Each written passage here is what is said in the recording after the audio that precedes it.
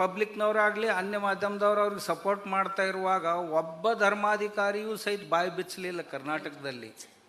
ಇದು ಅತ್ಯಂತ ದುರ್ದೈವದ ಸಂಗತಿ. ಯಾಕೆ ಅಂತಂದ್ರೆ ಅದು ಅವ್ರದ್ದು, ಇದು ಇವ್ರದ್ದು, ಆ ಸಂಪ್ರದಾಯ ಈ ಸಂಪ್ರದಾಯಗಳ ಚೌಕಟ್ಟನ್ನೇ ಯಾರೂ ದಾಟಲಿಲ್ಲ. Very true, very true. ದಾಟಲಿಲ್ಲ. ಆಮೇಲೆ ಇದು ಎಲ್ಲದರಲ್ಲಿಯೂ ಸಹಿತ ನಾವು ಇವತ್ತು ಪಕ್ಕದ ಮನೆಗೆ ಬೆಂಕಿ ಎತ್ತಿದೆ ಅಂದ್ರೆ ನಾಳೆ ನಮ್ಮ ಮನೆಗೂ ಬರುತ್ತೆ ಅನ್ನುವಂಥ ಅರಿವು ಬಹಳ ಜನರಲ್ಲಿ ಮೂಡಲಿಲ್ಲ. ಇದು ನಮ್ಮ ಮನಸ್ಸಿಗೆ ತುಂಬ ನೋವು ಮಾಡುವಂಥ ವಿಷಯ.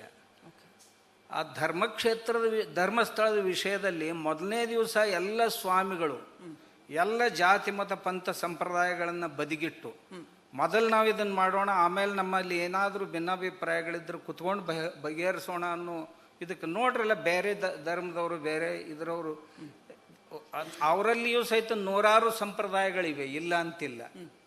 ಆದರೆ ಅವರು ಈ ವಿಷಯದಲ್ಲಿ ತುಂಬ ಒಗ್ಗಟ್ಟಾಗಿರ್ತಾರೆ. ಹಾಗೆ ಯಾಕೆ ಆಗಬಾರ್ದು? ಖಂಡಿತ ಅದನ್ನು ನಾವು ಮಾಡಿದರೆ ಒಳ್ಳೆಯದಾಗುತ್ತೆ ಅಂತ ನನ್ನ ಅಭಿಪ್ರಾಯ.